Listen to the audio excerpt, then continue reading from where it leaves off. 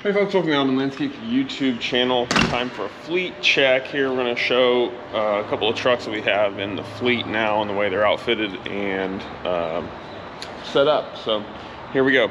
Big overview, the big picture is we have 1, 2, and 3 of these 2024 and 2025. These are Chevy, I think, Silverados, 1-ton dualies. And then we have I don't know, I think it's a 16 F250. We'll start with this truck quick here. And just a regular old truck, nothing fancy about it. It's getting pretty beat up, F250. It's kind of dark out, folks. It's 6 in the morning, sorry. But pretty beat up. This is just sticking around as a runner truck for now. Oh, hello, Dove. And keeping it pretty simple here. So we really are going to need a 4th one of these, but we're not doing that right now. We're not there financially.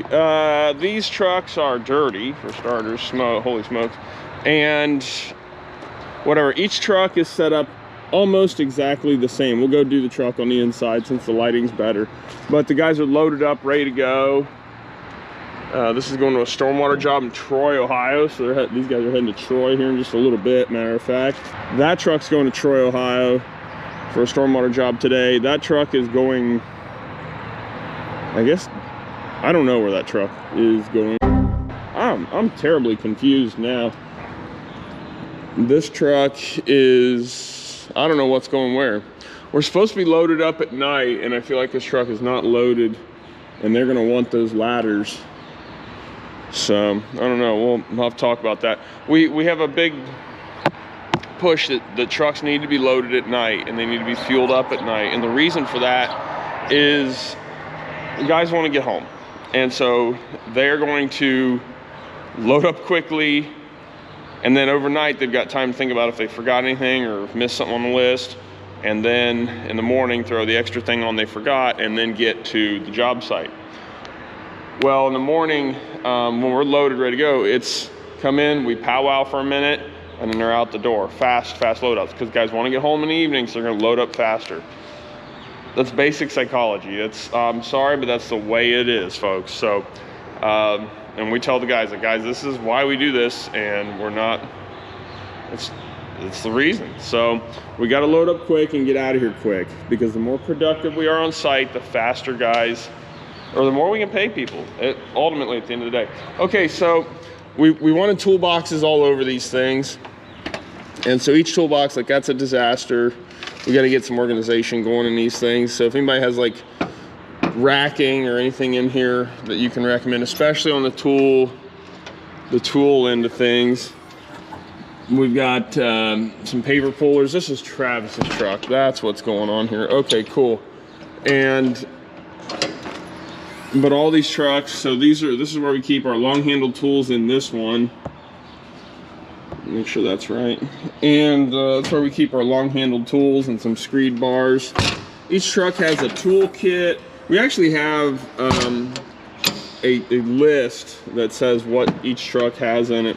Yeah, this is Travis's truck. Okay, so he's out doing some paver restoration work, cleaning and sealing.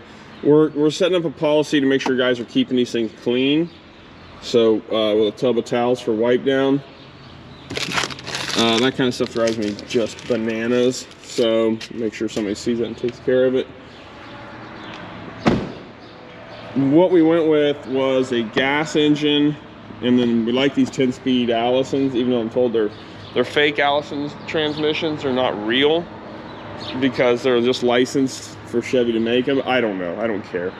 That's actually the only reason we went with the Chevys, was because of that 10-speed. I have the 10-speed in my truck, and it pulls this big hoe really pretty well, and so I like that. And then the 6.6 gassers, great powerful engine, I think 400 horsepower, 401, something like that, and so they pull really well, and that's cool. This is a 1-ton rated truck.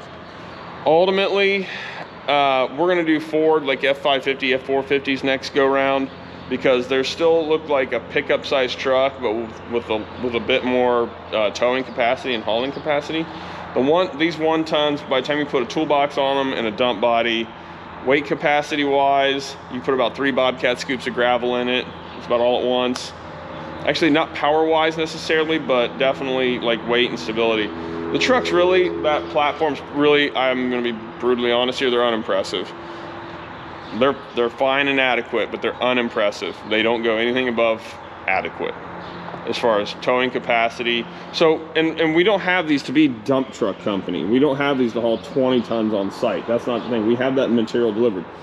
These are for the purpose of, and these sides fold down. So what makes this so handy is the fact that we can side load everything, and that is like the deal, right? So we can side load and just get this stuff super easily loaded, and we're not limited having to load from the back. The fold down side is a must, absolute must. More toolboxes. Each truck is outfitted with a drill kit, like Milwaukee gear, a saw, like everything.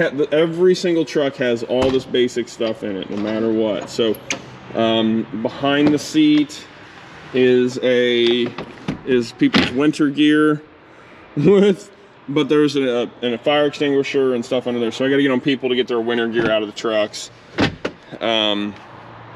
We got to get on people to get the winter gear out, because there's no truck with a bunch of winter gear in it. That stuff's got to leave. And too, 'cause it's covering up our safety gear. So let's see what else. But yeah, so like I said, the truck is adequate and fine. It's just unimpressive. It wasn't like, man, that thing really hauls a lot of material. No, it really doesn't. And 3 Bobcat scoops is all that thing wants.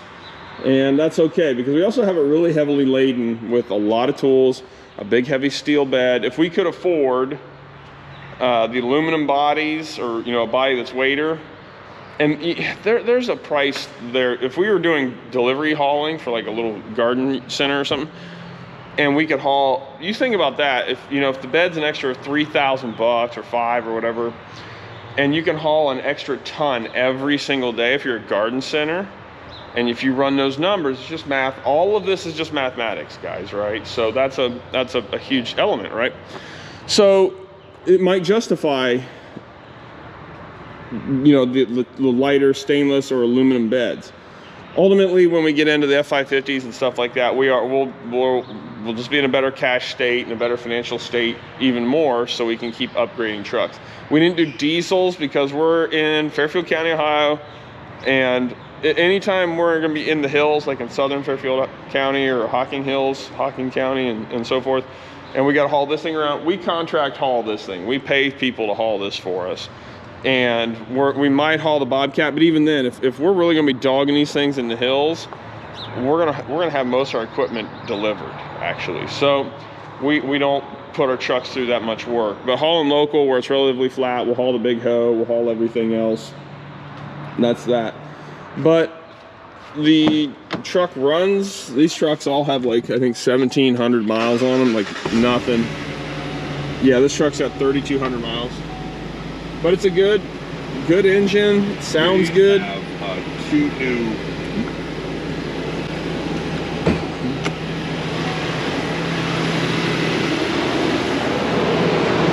fake engine cowl. I don't even know how to put the hood up on these things. There we go. Need to put a label there.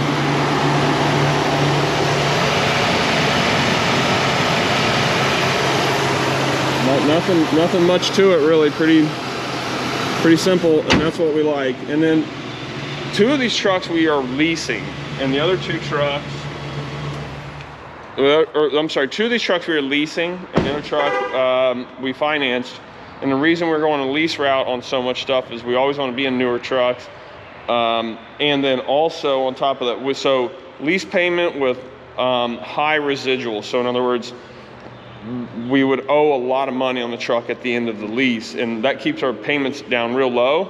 We still bill it out as if we had a payment on it, and that allows us to actually make more money on the trucks, if that makes sense. The only problem is you just never build up any equity in the vehicles, and there's an argument to be made for that, and that's a longer discussion than I have time for today.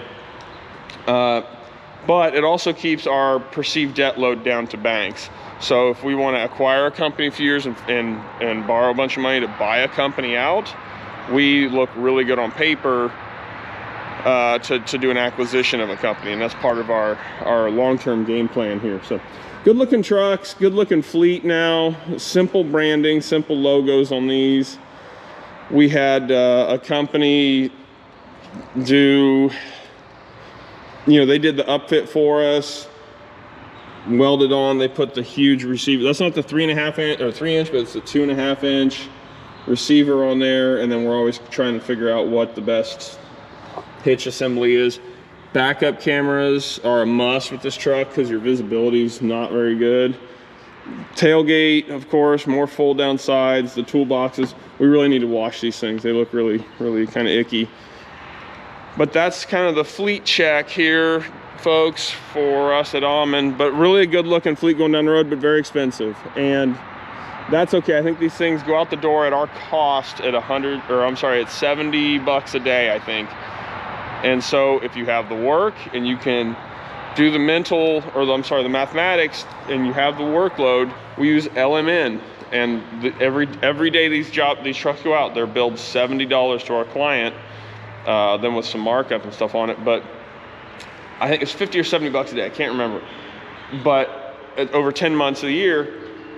And so that money is recovered every single job because we're using LMN, golmn.com. It's a budgeting and estimating software. It tells you how to pay for all of this stuff if you have the work to sell, or if you have the work. And so that's why selling is one of the most important things you can do in your business. Yes, you need to go to the Hardscape Academy and learn how to build stuff.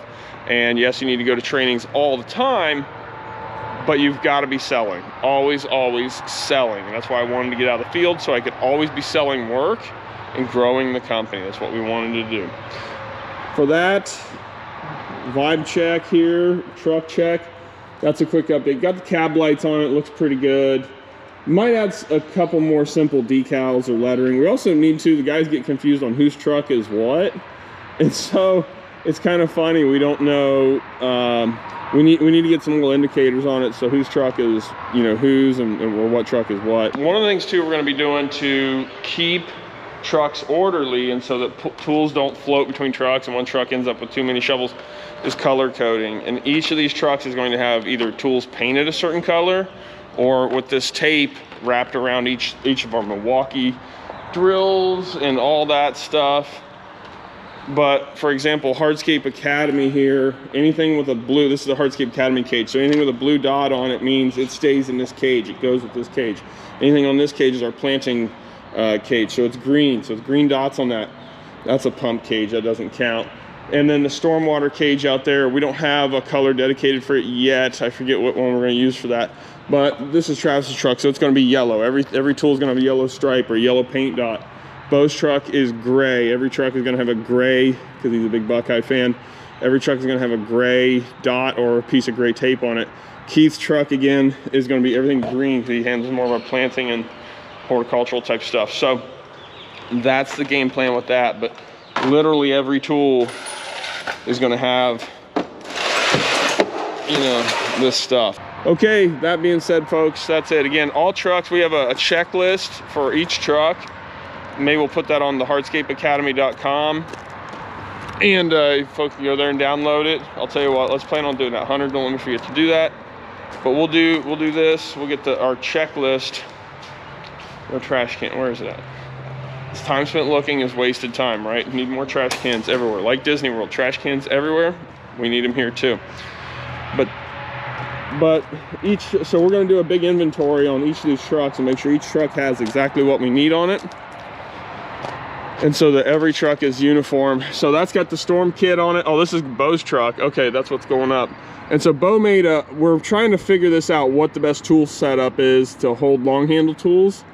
And maybe that's it, I guess. So we've got that kind of figured out. So yeah, they're taking Bo's truck to Troy, Ohio today.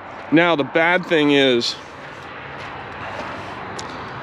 well, one thing we got to watch is, oh, those are strapped down. Good deal. Okay, cool. Because if you don't strap those come-alongs down, man, it's over. That being said, again, each truck has, you know, saw on it and all the same stuff, and then a bunch of Milwaukee tools, because to be productive you got to have all that. But everybody knows each truck has all that on it. Yippee-doo. All right, fleet check, that's it. From Auman Landscape, the Hardscape Academy, Together in the Trades, the Kid Contractor podcast, and anything else we got going on. Be smart, folks. You can make business moves. You just got to do the finance and the mathematics of it to make sure it makes sense for your workload, and then always be working towards that. From the Company Cam Studios and our friends at Leanscaper, County Materials, Site One, and Company Cam again, we appreciate you checking it out, folks. Go out and get it. You can do it.